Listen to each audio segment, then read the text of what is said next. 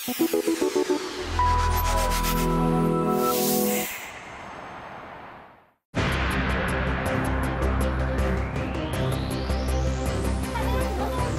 17 août 2006, à Pékin. Regardez bien ce document. L'engin, en forme de disque, semble immobile au-dessus des toits de la ville. Et à présent, soyez très attentifs. Même séquence au ralenti. Une telle accélération semble impensable pour un engin de fabrication humaine. Ses occupants n'y résisteraient pas. Mais de quoi s'agit-il? La question reste ouverte.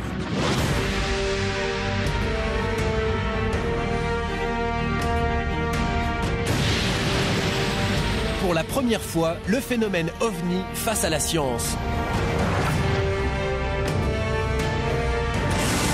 Une institution prestigieuse, le CNES, l'Agence spatiale française, nous a ouvert ses portes et ses dossiers.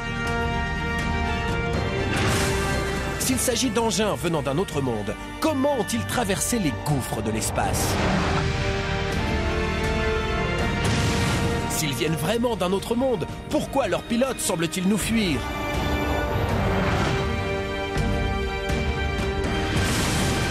Les ovnis, carte sur table. Où sont les vérités? Où sont les illusions?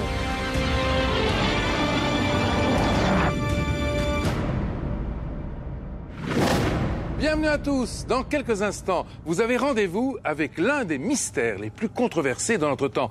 Une question qui soulève d'innombrables débats, parfois enflammés, et ce, depuis plus d'un demi-siècle, sans qu'à ce jour, aucune conclusion définitive n'ait encore pu être apportée. Il s'agit de ce phénomène énigmatique, connu sous le nom d'objets volants non identifiés, les ovnis. Mais de quoi s'agit-il? D'un incroyable complot, d'illusions d'optique, de croyances collectives ou encore d'autres choses? Ce phénomène multiforme semble échapper à toute tentative de classification scientifique. Pourquoi? Essentiellement parce que les observations de ces mystérieux objets aperçus dans le ciel, parfois à terre, sont toujours uniques, incertaines, fugaces, sujettes à caution. En bref, on ne peut pas les reproduire pour les étudier scientifiquement. Et pourtant, les témoignages s'accumulent par dizaines de milliers. Alors pour tenter d'y voir un peu plus clair, nous avons donc proposé à une institution scientifique, le Centre national d'études spatiales, le CNES, d'ouvrir pour nous les nombreux dossiers dont il dispose et qui ont été étudiés, archivés depuis des années. Et pour la première fois à la télévision, avec les chercheurs du CNES, nous allons donc réfléchir ensemble à cette énigme tenace. Pourquoi, après plus de 60 ans, les ovnis demeurent-ils toujours aussi mystérieux? Est-il seulement possible d'apporter une réponse à cette question? Pour commencer, nous proposons de revenir sur un événement qui a eu un très grand retentissement. La mise en ligne par le CNES des archives du GEPAN, le service chargé d'enquêter depuis plus de 30 ans sur les ovnis. Service que le CNES a rebaptisé PAN, phénomènes aérospatiaux non identifiés. C'était le 22 mars 2007.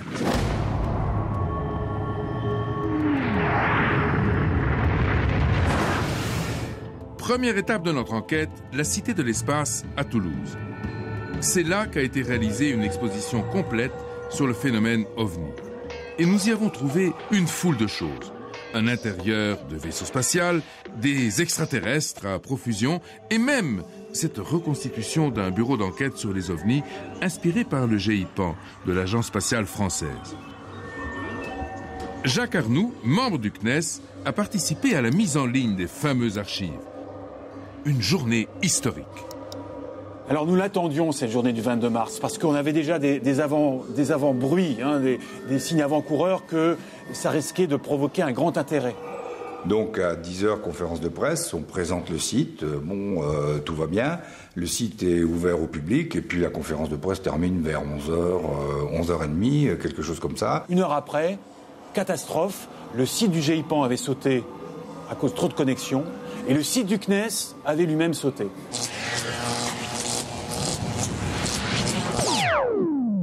Les internautes, ils cherchaient à savoir ce qu'il y avait là-dedans. C'est pas le GEPAN, mais c'est un fac-similé. Qu'est-ce que vous cachez depuis 30 ans?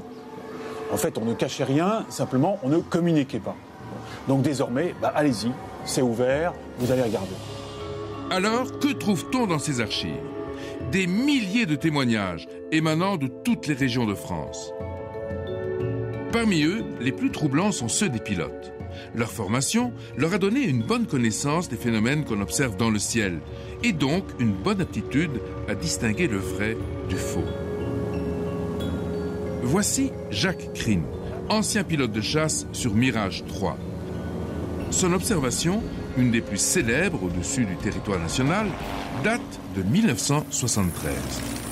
Nous étions en mission d'interception de nuit, à bord de Mirage 3, qui étaient les avions assez pointus de l'époque, avec surtout équipés de radars de tir, qui nous permettaient de faire des rassemblements de nuit, nous entraîner à cet exercice. Et au moment, en fin de rassemblement, où nous étions guidés par un radar au sol, apparaît dans notre trajectoire quelque chose qui ressemblait a priori à l'avion de ligne, c'est-à-dire un fuselage assez oblong avec des hublots et des lumières intérieures. Donc j'appelle le contrôle au sol. J'écoute là, c'est pas bon, on va avoir un airmiss, on va se faire engueuler. Il dit non, moi j'ai rien sur le radar. Confirmé. Alors je demande aussi à mon équipier qui me confirme ce que je voyais. Effectivement, il confirme comme moi qu'on voyait passer disons, un objet en vol qui était dans notre trajectoire et qui ressemblait a priori à un avion de ligne. Et effectivement, dernière vision que j'ai, ça ressemblait un peu à la forme d'un ballon de rugby, pointé au debout, 7 ou 8 hublots, assez grand et très très éclairé de l'intérieur. Je me rappelle, il y avait une lumière très très blanche qui n'éblouissait pas mais très éclairée. Et au moment où on se rapproche à une distance que peut-être c'était une distance de sécurité pour lui, il disparaît dans l'espace avec une vitesse, disons, de microsecondes. Il accélère de rien et il disparaît sur une trajectoire de 2 ou 3 degrés dans notre horizon. Et il nous laisse sur place. Et je me rappelle l'image que j'ai eue, c'était les Dupont qui étaient dans le désert sur leur Jeep, qui se font doubler par une voiture, il y en a un qui descend, il dit pourquoi on est arrêté. Enfin, c'était l'impression qu'on avait. Ça nous a posé sur place. Dans l'idéal, les pilotes sont censés rapporter leurs observations à leur hiérarchie, dont le rôle est de les transmettre ensuite au GEPAN. Pourtant, les choses ne se passent pas toujours ainsi. Il y a un problème d'autocensure, parce que les pilotes, de par leur métier, sont soumis à une surveillance médicale et psychologique relativement serrée et forte, et beaucoup de pilotes effectivement évitent d'en parler, ou alors n'en parlent que quand ils sont à la retraite ou quand ils ont quitté l'activité. Pendant 11 ans, Jacques Crine a gardé le silence sur son observation. Et il s'en explique aujourd'hui sur le petit aérodrome de Logne devant d'autres pilotes. Oui, mais pardon, mais vous en avez parlé dans le cadre de votre famille, par exemple, à des proches? Non. Non? Non, non. Même pas des proches. Non. Ben, ça paraissait tellement gros. C'est ça la timidité ou la pudeur qu'on peut avoir. Oui. Parce que le regard des autres et le qu'en dira-t-on, c'est quand même fort. Et ceci, les ovnis, on en parle depuis longtemps, je veux dire. Et à chaque fois que il y a une réaction qui est très forte émotionnellement, vous passez pour un rigolo, quoi. Oui. C'est surtout ça, c'est la déconsidération. Nos grands savants qui ont tous, à un moment ou à un autre, eu à en savoir, dans le contexte de leur boulot, ils se mettaient au banc, si vous voulez. Parce qu'il y a un mode de pensée qui est très strict. Et ça touche quelque chose qui va au-delà, je dirais, au-delà du rationnel. Un autre témoignage très troublant a eu lieu en 1973. Il émane d'un pilote d'Alouette 2, un pilote militaire. Alors c'est pour ça, sans doute, qu'il a voulu garder l'anonymat. Heureusement, il nous a confié son récit, par écrit. Et nous allons ensemble tenter de savoir comment les choses se sont passées.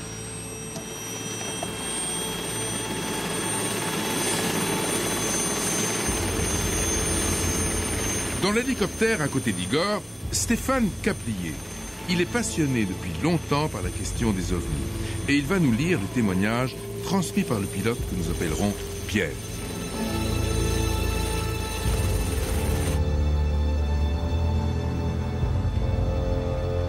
Donc, Pierre était un jeune pilote de l'aviation légère de l'armée de terre du 3e groupe d'hélicoptères légers. À bord de son Alouette 2, il effectuait un vol entre Rennes-Saint-Jacques et Caen.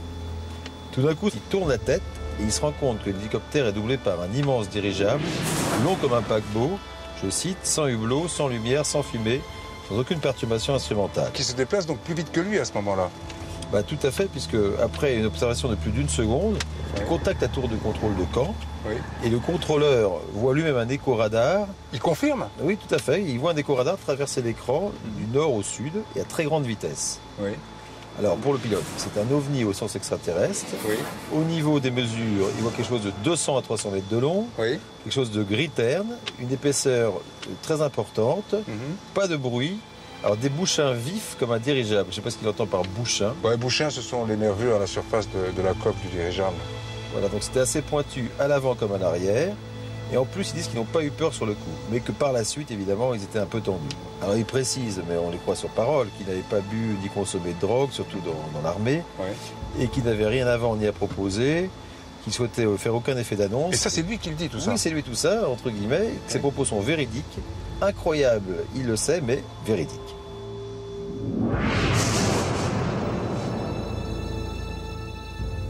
Alors, confronté à un phénomène aussi multiforme, aussi mystérieux que le phénomène OVNI, eh bien, la seule démarche consiste évidemment à adopter une démarche scientifique. C'est ce qu'on fait au GIPAN, à l'intérieur du CNES, depuis plus de 30 ans. On a accumulé quantité de dossiers, des analyses, des investigations qu'on a menées sur le terrain. Et on a donc classé ces phénomènes en 4 catégories.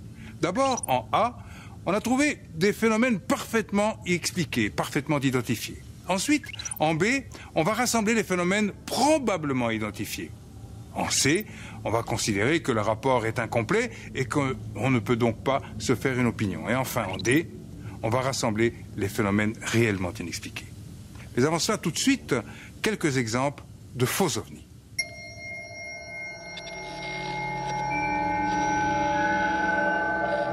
Commençons par une histoire insolite classée en B, c'est-à-dire les phénomènes probablement expliqués.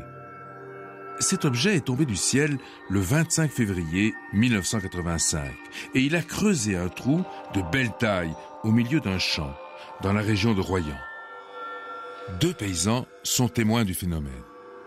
L'objet a atterri devant leurs yeux, dans le champ, à une trentaine ou une cinquantaine de mètres, et après plusieurs rebonds, s'est stabilisé. Les 2 personnes se sont approchées de cet objet, qui semblait encore très très chaud et fumant.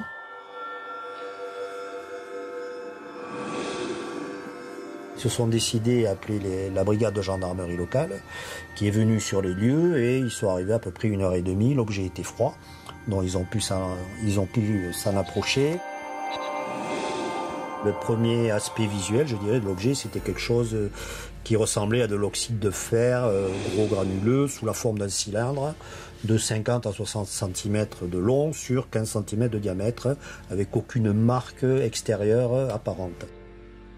Donc cet objet a été récupéré par la brigade de gendarmerie. Il a été expertisé à la demande des gendarmes par des laboratoires du coin, spécialistes en armement, qui n'ont reconnu derrière cet objet aucun missile, aucune arme connue à l'heure actuelle. Aussitôt, les gendarmes alertent le GEPAN de l'époque, service chargé d'enquêter sur les ovnis. Et le résultat ne tarde pas. Il s'agit d'un morceau de satellite artificiel russe qui s'est consumé dans l'atmosphère. Affaire classée donc. Et pourtant, l'histoire rebondit 3 ans plus tard, quand le GEPAN, qui a récupéré l'objet, en confie l'expertise à un laboratoire de la DGA, la Direction Générale de l'Armement. Donc ça a été découpé, tout ça. Bon, l'objet avait certains orifices qui présentaient des marques de combustion supposées, etc. Et en ouvrant tout ça, on s'est aperçu, ce laboratoire s'est aperçu qu'il y avait différentes inscriptions là-dessus. Et donc dans la base à l'intérieur, qu'on ne pouvait pas voir au départ, on s'est aperçu qu'il y avait quelques numéros avec un insigne qui a été identifié comme l'insigne allemand du Troisième Reich, c'est-à-dire l'aigle avec la croix gammée dessous. Alors donc l'interprétation évidemment qui a été la plus répandue immédiatement à l'époque, c'était un morceau de satellite espion allemand. Un satellite nazi dans l'espace. Il est vrai que vers la fin de la guerre, les Allemands, dans leur base de Peenemünde, avaient expérimenté de nombreuses armes nouvelles, dont les célèbres V2. Mais de là à envoyer un engin dans l'espace, ils n'en étaient certainement pas capables. On fait alors intervenir le principe de raison suffisante, qui consiste à éviter d'avoir recours à l'hypothèse ovni lorsqu'une explication simple peut suffire. Voici donc la solution de l'énigme. Il s'est avéré que cet objet-là était un obus effectivement datant de la fin de la Seconde Guerre mondiale, où les Allemands qui occupaient Royan, c'est la fameuse histoire de la poche de Royan, étaient coincés dans la poche de Royan par les Alliés, Et en s'enfuyant, ils ont mis pas mal de munitions dans les marais alentours et les marais poitevins. Et on suppose que cet obus, il était resté pendant toutes ces années, soit dans un marais, soit dans un endroit non accessible par les gens, et la combustion se serait déclenchée soit par un phénomène de choc ou alors un effet thermique à long terme. Et donc cet objet, il serait parti de cet endroit-là, de ce marais, aurait eu une forme parabolique, une trajectoire parabolique, serait tombé au pied dans le champ des deux paysans, voilà, après moult rebonds. Et donc ce qui était au départ un ovni est devenu quelque chose de tout à fait rationnel et expliqué. C'était juste un obus allemand de la Deuxième Guerre mondiale. Yvan Blanc nous a montré quelques pages des conférences à but pédagogique qu'il donne sur la question des observations aisément explicables, classées en A. Nuages lenticulaires, foudre en boule, rentrée atmosphérique de météorites ou de satellites artificiels, etc. Et voici un nouveau venu en France, qui fait désormais un pourcentage appréciable des rapports d'OVNI, ce sont les lanternes thaïlandaises. Ce sont des petites montgolfières en papier qui peuvent aller de 40 cm de hauteur jusqu'à très gros, jusqu'à 1 mètre, si on les confectionne sur mesure, dans lesquelles on a un petit carburant qui est allumé. C'est le principe de la montgolfière, quand l'air à l'intérieur est chaud, tout ça s'envole. Donc ce phénomène est en train de gagner l'Europe et en particulier la France. On a de plus en plus d'observations et de rapports. Et ces phénomènes sont liés à des lâchers de lanternes thaïlandaises, comme on voit ici sur ce film.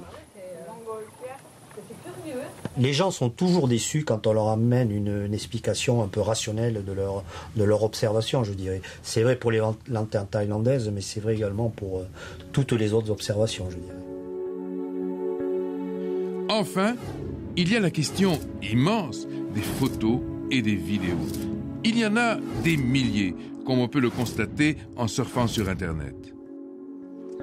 Alors, comment démêler le vrai du faux ?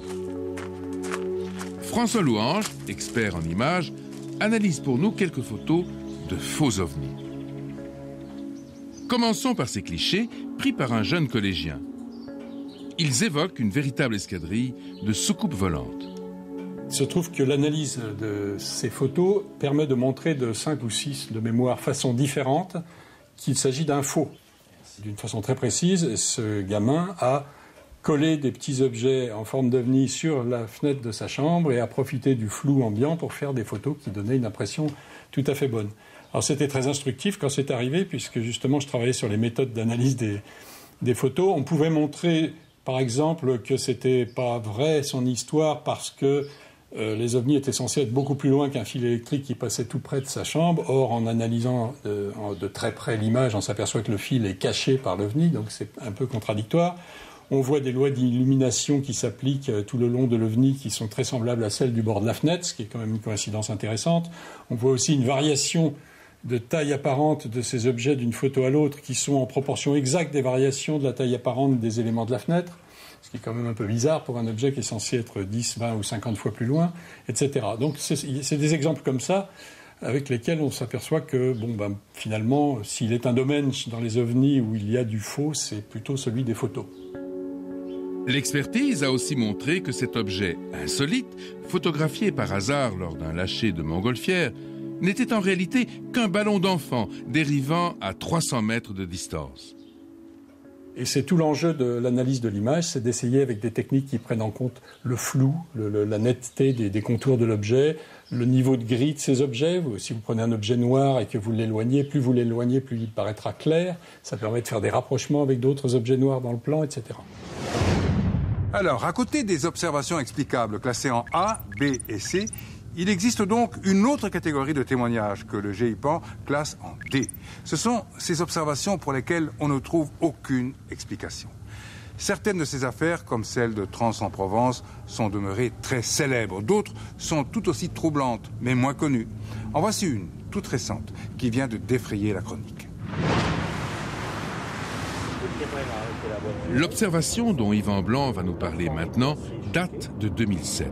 Elle sera sans doute classée en D, les phénomènes inexpliqués. Elle s'est déroulée non loin du CNES, dans la banlieue de Toulouse. Alors l'observation s'est passée exactement ici. Le témoin arrivait avec son véhicule ici, et c'est à peu près à cette hauteur, vous voyez, entre les deux gros sapins là, que premièrement elle a aperçu une guirlande verte, puis aussitôt après elle s'est aperçue qu'autour de cette guirlande il y avait un objet entouré de lumière en forme circulaire de soucoupe à 2 étages, avec des lumières aux 2 étages. Et donc elle était accompagnée de son enfant, elle a pris aussitôt son téléphone, elle a appelé sa mère pour lui décrire l'observation qu'elle voyait. Pendant ce temps-là, son enfant était assez émotionné et affolé dans la voiture et s'est mis un peu à pleurer. Donc elle a arrêté de suite son coup de fil en disant à son enfant arrête. L'enfant, toujours en pleurs, lui disant maman, démarre, j'ai peur. Donc elle a redémarré, si vous voulez, la voiture. Elle a continué jusqu'à la prochaine intersection. Là, elle a tourné à gauche et juste après l'intersection, elle a à nouveau regardé du côté gauche, c'est-à-dire du côté où elle avait vu la première observation. Et là, à ce moment-là, elle s'est aperçue que le phénomène avait complètement disparu. Donc le témoin, par la suite, a fait un dessin de son observation qui est assez évocateur et assez détaillé. Dessin que voici, donc, qui représente la première petite lumière en forme de V verte décrite par le témoin. Lumière guirlande entourée d'un objet en forme de soucoupe avec 2 étages, le premier ici, le second ici, et chaque étage étant entouré de lumière orange assez diffuse. La dimension de cet objet était de 5 mètres à peu près, et avec les repères qu'il y avait au moment de l'observation. Deuxième étape, une visite à la brigade de gendarmerie de Saint-Alban, qui a recueilli le témoignage. Bonjour messieurs, monsieur Blanc du GEPAN. L'adjudant confirme que les témoins étaient très choqués. La petite fille avait même du mal à décrire ce qu'elle avait vu parce que sur le coup elle avait beaucoup pleuré. Elle évitait de regarder l'objet. Elle demandait à sa mère à quitter les lieux, mais la mère est restée sur place.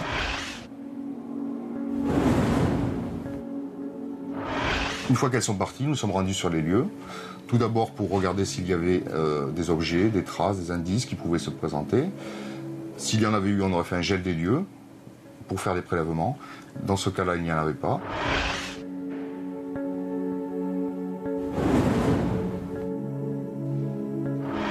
L'enquête de voisinage n'a rien donné.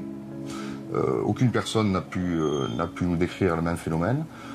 Par contre, ce qui a attiré notre attention, c'est que vraiment les déclarations de la mère et de la fille décrivaient le même objet, la même façon de se déplacer, les mêmes couleurs.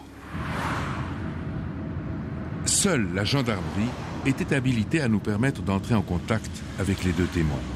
La mère et la jeune fille ont accepté de nous recevoir sous le couvert de l'anonymat. Elles ont répété leur témoignage au détail près. Je me suis dit c'est peut-être une expérience faite par les militaires parce que j'avais jamais vu ça. Donc moi je suis restée à observer ma fille hurler puisqu'elle avait très peur. J'ai appelé ma mère sur le portable justement pour lui dire ce que j'avais au-dessus de moi. Donc tout en continuant à observer l'engin. Ma mère m'a dit ne reste pas là, va-t'en vite. Je pense qu'elle avait un petit peu la trouille, elle ne savait pas ce que c'était. Les témoins qui vivent une telle expérience, quelle qu'elle soit, que l'explication soit triviale ou pas, vivent quelque chose de très fort sur le plan émotionnel et s'en souviennent en général des années et des années. 3 ans après, vous y pensez encore? Oui. Ah oui. On ne peut pas oublier des choses comme ça. Moi, j'ai très peur. Elle a peur. Et j'ai pleuré. Vous y repensez encore? Oui. Oui, des fois quand j'y en parle comme ça, parce que j'y repense, c'est vrai qu'elle ne veut pas trop en entendre parler parce qu'elle est encore terrorisée. Pourquoi, je ne sais pas. Et voilà quoi. Ça fait peur parce qu'on est dans le domaine de l'inconnu complet. L'inconnu fait peur. On n'a pas la moindre idée de si ça existe, de ce à quoi ça peut ressembler, quel peut être le niveau de technologie. On a tout vu dans les films. On a vu E.T., l'approche gentille de l'extraterrestre, mais on a vu aussi la guerre des mondes. Donc on n'a aucune idée de ce qui pourrait se produire si un tel choc se produisait. Donc Donc ça fait peur. Ça me paraît normal. Dans la masse des clichés, expertisés par François Louange, quelques-uns restent des énigmes. Celui-ci, par exemple, pris au-dessus du Costa Rica en 1971.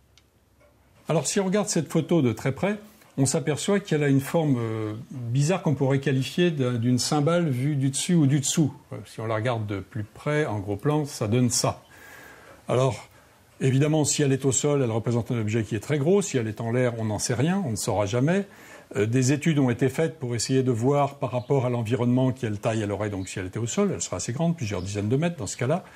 Et également des mesures qui ont été faites pour regarder l'éclairage, qui plaident plutôt si l'objet est en bas pour un objet creux que pour un objet convexe. Et puis voilà, il y a eu beaucoup de recherches, mais aucune trouvaille de fait dessus. Je pense qu'on n'aura jamais l'explication finale de cette fameuse image de Costa Rica, qui reste un grand mystère, que je l'appelle un opniste, un objet photographié non identifié. On ne sait même pas si ça vole, puisque c'est vu sur l'eau. Alors, dans le chapitre inexpliqué, je vais vous montrer quelque chose de totalement inédit que j'ai dans mes cartons depuis quelque temps, qui m'a été fourni par un professionnel de l'image, qui est un ami qui s'appelle Raphaël Hopi, et qui a filmé pendant un certain temps toute la trajectoire de la pleine lune dans le ciel de Barcelone. Et tout d'un coup, en visionnant ce film, il s'est aperçu que pendant une période de 2 minutes que vous allez voir en accéléré ici, il y a un objet qui passe au-dessus de la Lune avec une trajectoire très étonnante. Regardez apparaître l'objet ici. On voit bien qu'il a une trajectoire qui est tout à fait liée à la Lune et pas du tout à la Terre. Ce que vous venez de voir se passe en 2 minutes. Donc cet objet orbitait certainement autour de la Lune, donc avait une taille, en tout cas sa taille apparente, les traces qu'il laisse, qui sont colossales si on se réfère à la Lune. Je le repasse une seconde fois. Voilà. Alors, c'est quelque chose qui reste tout à fait inexpliqué, puisque aucun travail approfondi n'a été fait.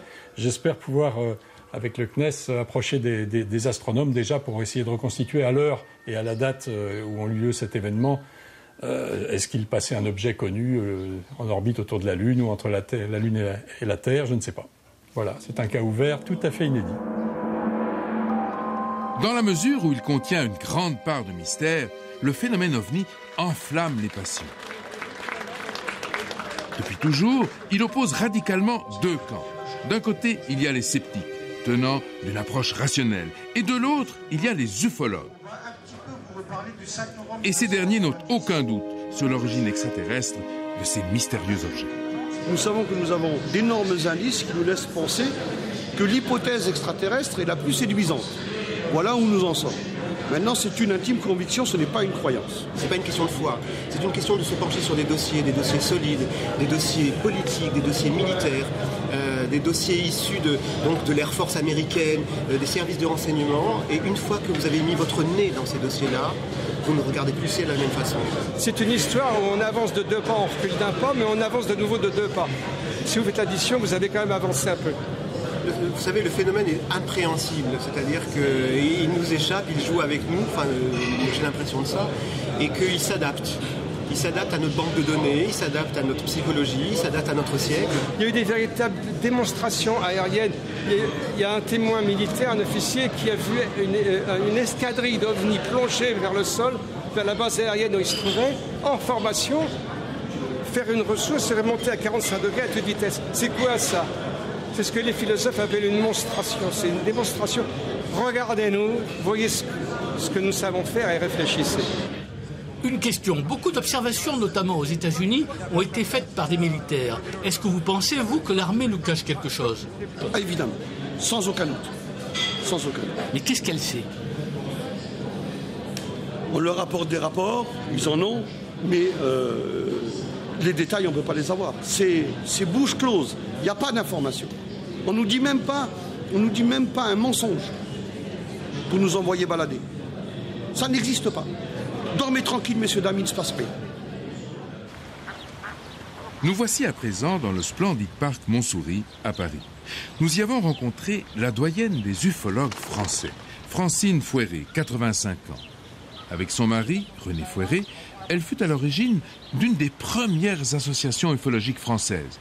Le bulletin des époux Fouéré était réputé pour la qualité et le sérieux de ses comptes rendus. Mon mari avait dit une fois, notre cerveau, notre intelligence ne sont peut-être pas structurés pour comprendre ce phénomène. Et ça, je trouve ça très sage. Il y a quelque chose aussi que mon mari m'avait dit. Si les soucoupes volantes sont bien des machines spatiales venues d'ailleurs et pilotées ou téléguidées par des représentants intelligents d'une ou de plusieurs races extraterrestres, techniciennes, le problème que leur présence et leur évolution posent n'est pas simplement un problème intellectuel passionnant, réservé à des esprits savants et curieux, c'est un problème qui intéresse, qu'elle en soit consciente ou non, toute l'humanité. Et lorsqu'on demande à Francine Fouéré si, un jour, l'humanité finira par posséder la clé du mystère, elle a cette réponse énigmatique.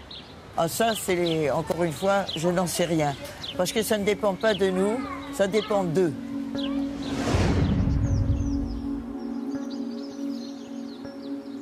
Mais à l'opposé des ufologues, il y a donc les sceptiques. Et en voici un des plus irréductibles, Éric Maillot. Le plus surprenant, c'est que ce partisan de la cause rationaliste fut dans sa jeunesse un fervent adepte de l'origine extraterrestre des ovnis. Il est vrai que je suis passé du stade de la croyance, donc en l'hypothèse extraterrestre. En tout cas, on a un phénomène exotique qui serait nommé phénomène ovni, à quelque chose qui est maintenant une conviction, qui est basée sur la vérification d'un ensemble de cas. Et de cas en cas, je me suis rendu compte que les choses tenaient de moins en moins et donc forcément je suis devenu sceptique.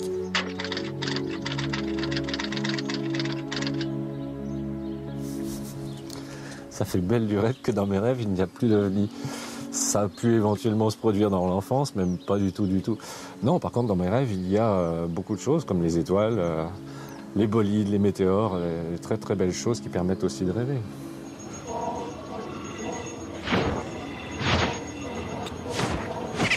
Je dirais que je renverrai les gens dos à dos, parce que dire qu'on a un problème de perception pour tous les cas qui sont inexpliqués, c'est exactement la même chose de dire qu'on a des extraterrestres de tous les cas qui sont inexpliqués, puisque l'explication est aussi simple, je dirais, d'un côté que de l'autre. Le GEPAN, on est toujours au milieu, on marche sur un chemin assez étroit, je dirais. Hein. Bon, on a le privilège d'avoir une certaine méthodologie lors de nos enquêtes, derrière lesquelles on s'appuie. Et donc on s'abrite derrière cette méthodologie pour notre travail de tous les jours, en essayant de ne pas tenir compte justement des extrêmes que l'on a d'un côté ou de l'autre, même si, comme vous dites, ces extrêmes-là sont énormément présents.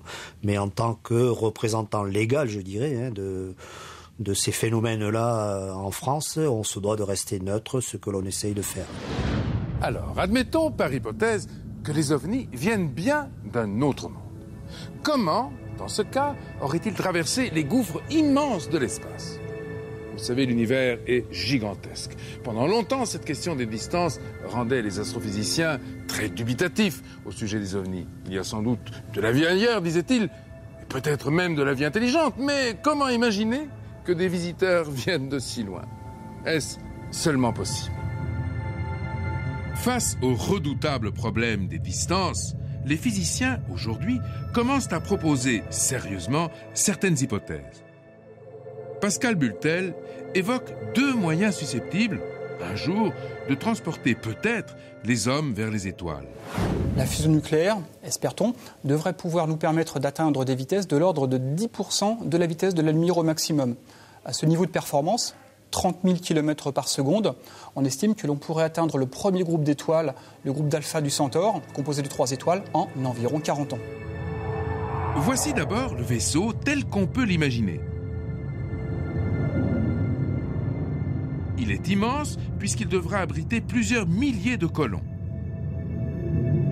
Un tel voyage aurait 3 phases.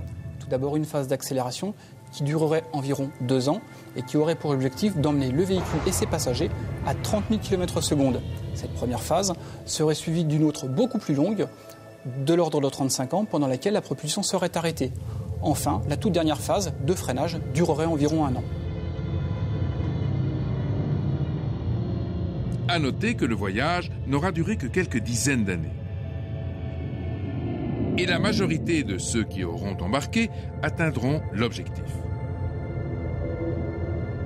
Et au passage, Ils bénéficieront même d'un petit bonus, prédit par la célèbre théorie de la relativité d'Einstein.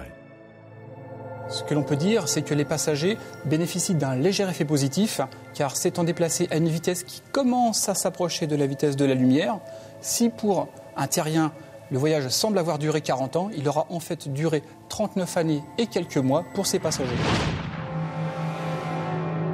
La deuxième méthode repose sur l'annihilation matière-antimatière. L'antimatière, c'est cette matière inversée dans laquelle les protons sont négatifs et les électrons positifs. Comme il est impossible d'en trouver dans la nature, on doit la fabriquer nanogramme après nanogramme dans des accélérateurs de particules.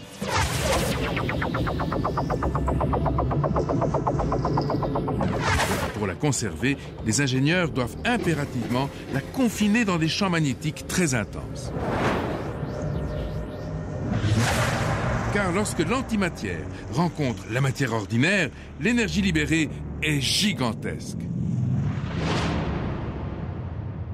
La production de l'antimatière ne serait pas réalisée sur Terre, mais elle serait le plus probablement réalisée par une station autour du Soleil qui est une source d'énergie idéale pour produire ce type de carburant. Idéal parce qu'il y a la source d'énergie et parce qu'il y a la distance vis-à-vis de la Terre. Cette antimatière serait produite par petits paquets qui serait transféré dans la partie éloignée de notre système solaire, là où l'on préparerait très concrètement la mission.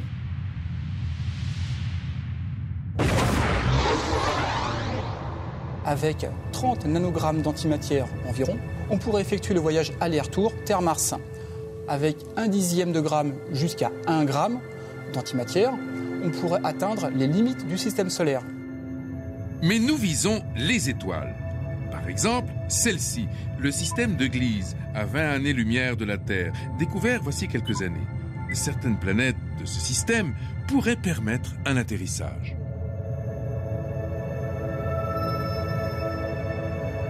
Voici à présent l'hypothétique vaisseau spatial tel qu'on peut l'imaginer.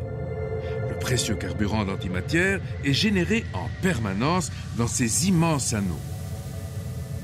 Le vaisseau à antimatière pourrait alors prendre la direction des étoiles.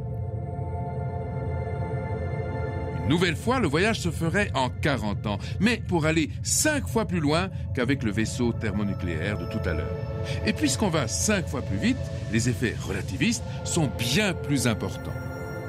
Dans ce cas-là, un voyage qui durerait 40 ans vu d'un terrien ne durerait en fin de compte que 35 ans pour l'équipage.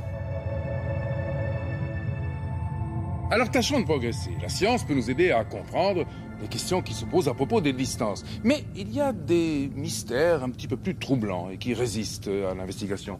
Regardez, l'engin, vous voyez ici, semble immobile, vous l'avez vu tout à l'heure. Et soudain, il disparaît à grande vitesse. Et c'est toute la question. Ces phénomènes apparaissent et puis ils disparaissent. Ils semblent en quelque sorte nous fuir. Pourquoi le phénomène OVNI reste-t-il donc si difficile à appréhender ? Pour tenter de comprendre pourquoi ces créatures hypothétiques, si elles existent, semblent refuser le contact avec nous, l'astronome Jean-Claude Ribes propose une idée originale. Jouons les profilers, comme dans les romans policiers, et mettons-nous à leur place pour comprendre leur motivation de l'intérieur. Repartons vers le futur. Rappelez-vous, grâce à leur vaisseau spatial à propulsion thermonucléaire, nos descendants lointains étaient arrivés dans la banlieue d'Alpha du Centaure. Imaginons maintenant qu'ils parviennent à proximité d'une planète habitable et habitée. Depuis l'espace, en restant discrets, ils découvrent une civilisation moins avancée dont le niveau de technologie est celui de l'humanité du XXe siècle. On brûle encore du pétrole pour rouler, on s'entasse dans des grandes villes, on se lance dans des guerres meurtrières pour un oui ou pour un non. Alors, que vont faire nos descendants ?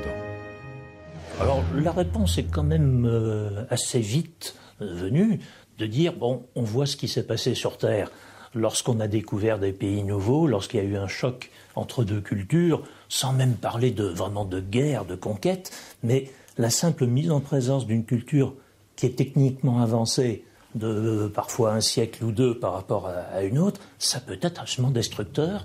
Donc, On va s'installer, par exemple, on peut supposer qu'un système solaire, un système stellaire, autre que le nôtre, aura l'équivalent d'une ceinture d'astéroïdes comme on a nous. Et puis de là, on peut tout à fait imaginer d'envoyer des soucoupes volantes, entre guillemets, qui aillent sur une planète, qui aillent l'explorer discrètement, mais peut-être pas trop discrètement, parce que ça pourrait être intéressant de se dire, bon, on se laisse un petit peu voir, c'est-à-dire que les gens petit à petit comprennent qu'ils ne sont pas seuls, qu'il y aurait peut-être bien quelqu'un, mais en même temps, ce n'est pas une présence pesante, on ne leur impose pas notre existence pour éviter ce fameux choc technologique et psychologique, on peut dire aussi. Il ne faut pas trop les traumatiser, mais c'est pas mauvais de laisser entendre qu'il existe quelque chose comme nous. Dans cette hypothèse, on l'a compris, nos descendants seraient les ovnis d'une civilisation moins avancée. Il faudrait donc les habituer progressivement au grand contact. Selon Jean-Claude Ribes, c'est peut-être ce que font avec nous les ovnis en attendant le bon moment. Est-ce que ce bon moment est près d'arriver? Pourquoi pas? C'est ça qui est fantastique à notre époque. On dit souvent nous vivons une époque fantastique. Il y a des menaces, certes, mais il y a quand même de grands espoirs et intellectuellement, c'est quand même une perspective fascinante de se dire que peut-être, de notre vivant, dans les années ou les décennies qui viennent, on va peut-être avoir ce fameux contact qui est redouté par les uns, espéré par les autres, mais qui en tout cas serait un moment formidable.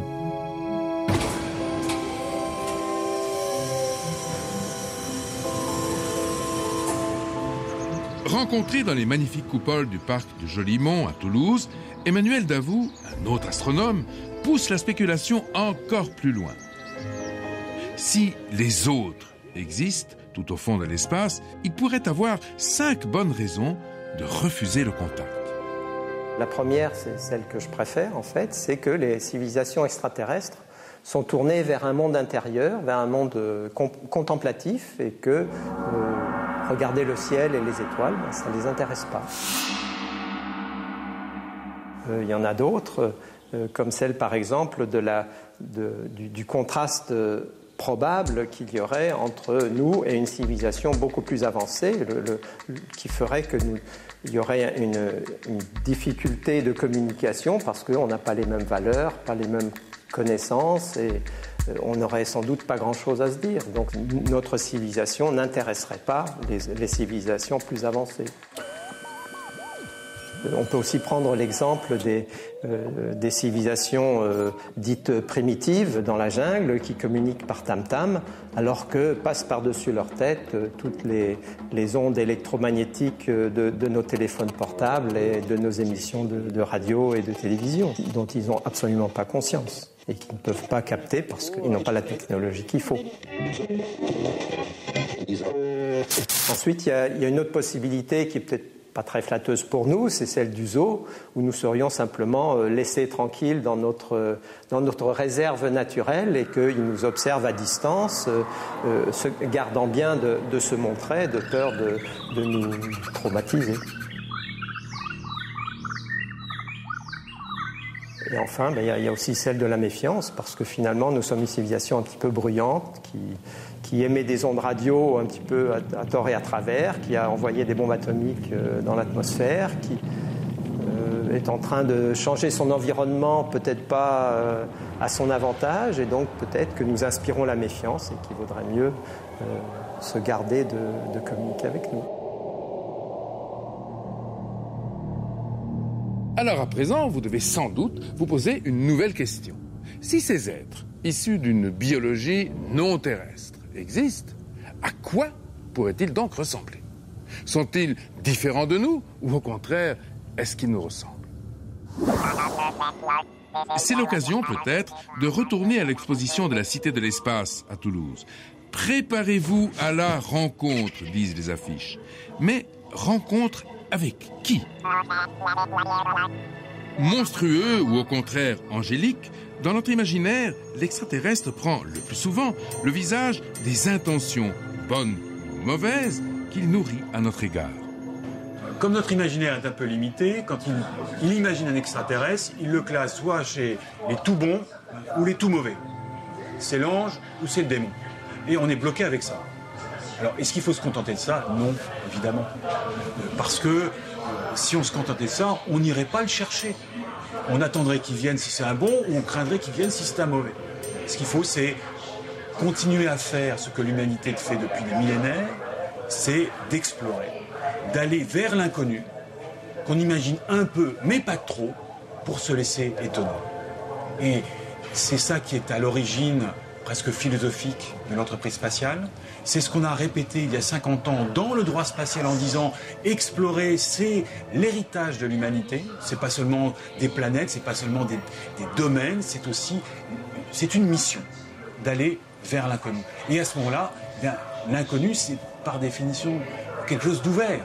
Sera-t-il bon, sera-t-il mauvais? C'est au fond pas la question que j'ai à me poser. Il sera ce que je vais le rencontrer et l'histoire que je vais pouvoir éventuellement avoir en commun avec l'inconnu vers lequel j'ai. Et l'histoire commune qu'on a déjà, c'est d'appartenir à ce même univers, d'être tous, moi humain et lui extraterrestre, des enfants des étoiles. Et oui, tel est le formidable défi qui, dans un avenir encore insondable, fera de l'homme devenu stellaire un habitant parmi d'autres de l'immense univers.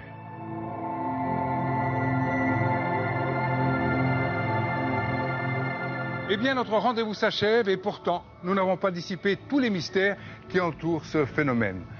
Reste une dernière question. Le 5 septembre 1977, la sonde américaine Voyager 1 était lancée vers l'infini.